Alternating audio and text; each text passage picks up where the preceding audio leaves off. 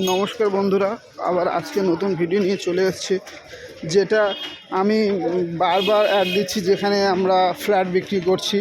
তো সেখানে আমাদের অফিস আপনাদেরকে দেখানোর জন্য আবার আজকে একটা নতুন ভিডিও নিয়ে চলে এসেছি।